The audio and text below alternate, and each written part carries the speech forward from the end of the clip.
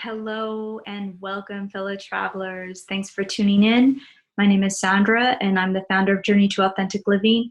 And today's discussion is about listening skills and how we can learn to listen more authentically. Last week, I posted on Instagram the subject of listening, and to my surprise, I received many private messages praising me for this post that I myself was inspired to really expand on it with this recording. So I want to thank all of you who are watching this video, and thank you for the inspiration. I know that some of you also asked for some tips with some very simple examples, and so I will be providing this as well. Okay, so listening is a skill, and it takes a lot of practice and training, and I believe is a lifelong endeavor, simply because we are all different with different communication styles and mental processes, even when we speak the same language. So it's no wonder that communication is the #1 problem that we all encounter. I will focus only on 3 main types of listening to give some structure to this talk. There are many more types of listening, but again, I will just give 3. The first type of listening is listening to learn. The second is listening to evaluate and analyze, also known as critical listening. And the third is empathic listening, listening to understand the feelings and emotions behind and in between the words being spoken. This is also body language, by the way, if you are face-to-face with someone. So much has been written about listening, mostly in leadership and coaching books and training. So if you don't read leadership and coaching books, rarely will you get exposure on the how, when, what, and why to improve on listening skills. My observations and experience is that we've entered an age in where we as humanity as a whole, right, are not giving importance to the listening skills needed to move forward and consciously evolve in more intelligent ways, both in critical thinking ways and emotional intelligent ways. Many people now have become too distracted and too scattered and really behaving also sometimes in very rude ways, right? Or at least that's what the behavior seems like, just because they're very distracted. So in my own way, I feel called to discuss this topic. And the world at large gives more importance to the speed in which we can give and receive information or communication, rather than having the patience to experience the quality of the content. When we do not have the patience for the quality, we get misinformation. And we've been seeing this already, especially in our media.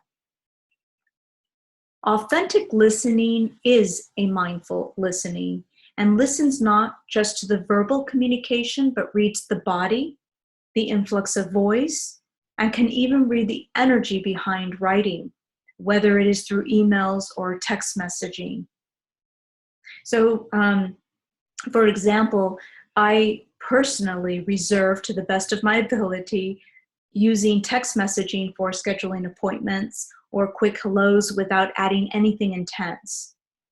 And my preferred way of communication from the hierarchy communication is voice. Voice communication is easier and swift. It actually clarifies a misunderstanding right then and there, and it decreases our anxiety and potential frustrations, which, by the way, we have far too many already in this information age. I have also encountered people who prefer writing as a communication rather than voice. And in this case, you can imagine that you'll need to be very aware of how you're expressing yourself to them or how they're expressing themselves to you, because this type of listening is with feelings, it's with eyes, it's with the energy. So how do you begin authentic listening? It is appropriate for you to ask the person you are listening to how you can listen better. Do they want advice? Maybe they just want to get something off their chest, maybe both. But again, you can hear that one is intentionally focusing for the purpose of better communication. So this may sound something like, John, I really dislike interrupting you, but I just want to be clear. Are you looking for advice or suggestions from me, or you just need to vent? So this would be a very practical example. And the rule of thumb, again, not etched in stone, is to really try to be deliberate about our communication. I mean, it's not a science or anything like that, but the more you practice, the more you'll realize that you help other people also become centered and deliberate with what they need to say. And this not only makes the other person feel already heard and important, but it also provides you the space to get centered. And I believe our memory improves as well. And it doesn't hurt the relationship either. If you are unprepared or not willing at that specific time frame to listen to someone because you feel very stressed out or your time is limited for whatever reason, you don't have to explain yourself. It is appropriate for you to say, for example, I'm really sorry, I'm unable to properly pay attention to you right now, or give you the attention that you're asking of me. Can you check in with me later and I'll see where I'm at with time so that if I can dedicate proper attention to you, we'll be good to go. So you can hear that this is respectful as well. And it's also really concise, right? I mean, it's a communication that is not necessarily leaving someone hanging for your response, a yes or no. And you don't have to vacillate, because sometimes people have boundary issues. So you don't have to really vacillate between, oh, do I have to explain myself? Or, oh, I'm just not in a very good mood. And in this way, it allows some freedom, really, without having to go into any kind of drama or explanation. If you find yourself distracted within a conversation, for example, it's appropriate to ask the person to repeat the last sentence or what you think you've missed, because you found yourself with a wandering mind. And it's authentic and sincere when you tell them the truth. They'll really appreciate it. These tips sound formal, but believe me, it makes communication easier. And especially when we are in close encounters with people we work, live, and play with, it is important. It's also a demonstration of being deliberately present in our relationships. And it brings etiquette back, something that we are really missing. I see it all the time, and I'm very sensitive about it, especially in social media. I would love to be able to maybe create a recording on that and the things that I experienced through that, right? There's these common courtesies, for example, in social media that were not invented by me, but are actually part of the social media etiquette. You can even look that up, for example, but I won't go into that right now. So other tips for better listening, well, you may begin by asking yourself as you listen, what type of listening will this require of me? With the three main types of listening I mentioned previously, you might think about that. Does this require empathic listening? Does this require critical listening? Maybe both, maybe all three. Sometimes you may not exactly know until the conversation evolves. At this point, I would like to go off on a tangent just for a little bit, because I created a video, and it's on my YouTube channel, on coaching, and it's germane to the listening skills. In this video, I mentioned how coaching is a serious business and it requires continuous education and training. And I also mentioned how some people think that they would be good at coaching because they're good at giving advice, right? So right now you've received a taster of these different types of listening, and you can see that it really requires a little bit of work, a little bit of practice, of consciousness, mindfulness, right? Some people think that they'll be a good coach because they think they are compassionate people. But quite frankly, giving advice is not coaching, nor being a compassionate person makes one a good coach, although the latter is important. However, compassion is not the same as being a good listener. You can be compassionate, but a horrible listener. And I've actually experienced this. So I don't know, maybe some of you have as well. And you can really feel the difference, right? Coaching is primarily all about listening. And I'm speaking about the art of coaching, where the coach draws out from the client their answer, their solution to issues or goal planning. This in itself is an art. And I do want to add that it does occur when a coach may give a suggestion, but it's important that they ask permission from the person, because the coach has the possibility of actually thwarting the client's solution process. As you can hear, this takes skill and a lot of art. So now I'm going to segue into what authentic listening is not. And of course, these are just a few traits of what authentic listening is not. There are many more. Authentic listening does not try to resolve problems while someone is talking to you, right? And if you find your mind wandering to solutions, gently bring back your focus on the person you are listening to. Authentic listening is not giving you advice and telling people what they should do or what they shouldn't do.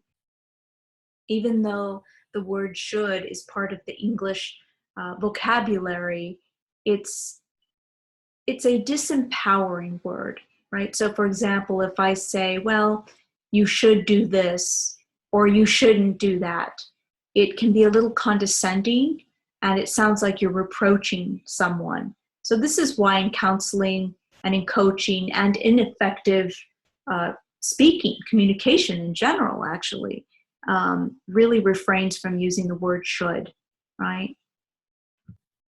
I actually wrote a blog on the word should, and it's on our website at Journey to Authentic Living under the blog section. So I suggest if you're interested, you can go back and read that.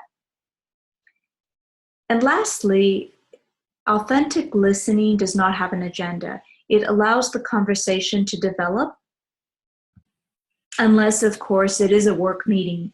But again, that's an exception.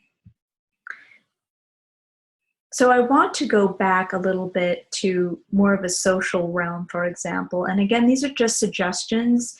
Some of these tips you will have to experience and experiment for yourself, what works, what doesn't work. We can't please everybody. We can't be perfect. This is not about perfection. It's just about being more effective with other people and with ourselves. And again, we live in a very distracting world. So I think this is a very good practice to be very intentional with our words and what we're trying to say. So it happens at times when we are speaking to someone. Let's just take the example of a one-on-one, right? Whether it's a family member, friend, lover, it doesn't matter. And you know, they're talking to you, and perhaps let's just pretend that they're venting and so forth. And as they're speaking to you about whatever it is that they need to share with you, you really get some intuitive hits, or you have a really meaningful insight that you would like to share with them. If within the conversation, the person you are listening to is really not ready to listen to that intuition, you're sort of wasting your time. And I have actually had this experience, and I'm talking about many years ago, and I've been practicing for years now, just to really be more quiet, sort of more Zen-like, if you will. And again, there are exceptions. You know, if you haven't seen someone for a long time, you get excited, or sometimes depending on the social realm and the stimulus that is around, the mood, right, changes. But generally speaking, when we have these insights and intuition, I would highly suggest to wait before jumping in and giving those insights to the person, because if they're not ready to listen, or they're not ready to accept what that wisdom is, you will be left feeling unappreciated or not really recognized or not heard yourself. And sometimes you can feel resentful. If you spend a lot of time with someone really trying to listen. And so, of course, this is an expectation. And I'm not speaking on a one-time occasion, because anyone can monopolize a situation unintentionally, or maybe they're just excited, negative or positive way about something, and they really just need to communicate. So what I'm trying to say is perhaps practice waiting for that person maybe to ask you a question. And something like, for example, Sandra, I really would love to know what you think, or what your opinion is on this, or do you have any insights? Or I'm seeing that you're really listening attentively. Is there something that you would like to add to this conversation? Or have you heard about such and such? Or how do you see that I should move through this situation? So something like this, of course. There are many, many more ways of asking a question. And if you're not receiving that kind of an invitation, just refrain. Maybe just be in the listening mode. Don't fake it necessarily. You really want to pay attention. Plus, it's very good exercise, actually, to really listen to what someone is trying to say. But again, we can all get exhausted when someone is just talking a lot. I encounter a lot of people who actually like to story tell quite a bit. And then they go from one story to the other, and it is very exhausting. And of course, at times, I am diplomatic. I don't want to hurt someone's feelings or things like that. But, I try to, I'm someone who also really guards her time. And I'm someone who doesn't give a lot of my time away. I used to really be available for everyone. And because I was a good listener. And even when I was living in Europe, I had everybody come over to my house and have, it was espresso time or it was tea time. And so everybody would go with Sandra and I would receive everyone. And this is a wonderful thing, to be able to open your home and open your ears and your heart to people. And I'm not saying that I've changed that. What I am saying is that I've had to change my lifestyle.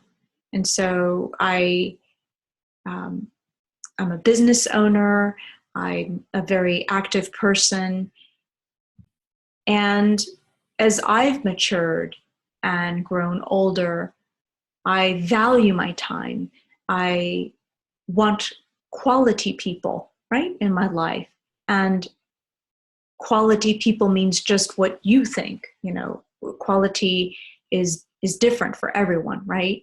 And so I really want to feel at ease with people. And as you all know, there's an Italian proverb that says, find a friend, you find treasure. A true friend, you find treasure. And so this is very, very true. And so for those of you who have asked me to talk a little bit about this, I could really go on more about it, because I actually have experience with this and continue to have these experiences. But as I become comfortable with myself more, and this is part of authentic living, we find people that match our vibration, so to speak, without trying to sound too woo-woo. But we do. We begin to align ourselves with people who are interested in us, who care about what we do for work, how we spend our time, what we did. And this is very important to me, right? There has to be reciprocity. And I talked about this in another video with Maslow's hierarchy of needs. So all of this is really correlated, right? Listening skills and relationships and community, and all of these things are very important. So I would really encourage those of you who don't always know how to say no. It's a boundary issue as well. And there will be people in your life that just simply, they will care about you and they will like you, but they really just won't see you and or hear you, for example, right? That's part of a deep recognition about another person. And many people are going through a lot of things, right? And we're seeing a lot more people with insecurities. And so people often feel threatened sometimes if you have words of wisdom or an insight, and it's not you, you know, it's them, it's their journey, it's their challenge to overcome. And hopefully with their own insight and whatever meditation or prayer work they do, they can overcome that. But this is very much a reality.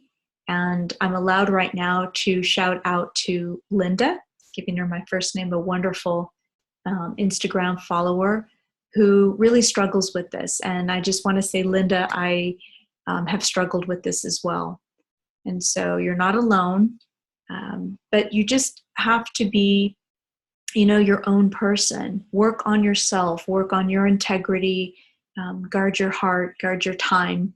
And it's okay. And one day you will have people that come into your life that are good people and so forth, but they really won't recognize your gifts for whatever reason. And that's okay. You'll have other people that come into your life, right? We have all kinds of people that come into our lives. And I know you expressed that you felt that you really had an open heart, and it's okay. You don't have to change that. Those individuals or that individual that doesn't really receive your words of wisdom or insight, you know, again, they could be going through their own thing, and they haven't come into their power. And so that's a suggestion and a tip, is to just sort of relax in it. If you feel triggered by that, just work on yourself. Check in, you know, what is being activated within me? You know, what type of listening do I need to do for myself? What is my body telling me when I'm with this person, when I feel unrecognized, right? That's part of the journey as well. And who knows, you might be lucky. Those individuals or that individual might mature and grow up and realize, wow, I have my own gifts and my own talents, and I don't feel like I need to feel threatened by your words or by your insights or beauty, right? Okay, so I hope that this has been helpful and that you've enjoyed this video. And if any of you have any comments, please comment below in this video section. And or if you want to email me with other suggestions, if you want me to delve into other types of listening, please let me know and I can create another video. And if you have not subscribed to our YouTube channel, please do so by clicking the red subscribe button. And if you already are subscribed, thank you so much. We appreciate it. And please don't forget to recommend us to anyone that is interested in authentic living. And in the meantime, I really, really wish all of you a blessed life, be well, and journey on.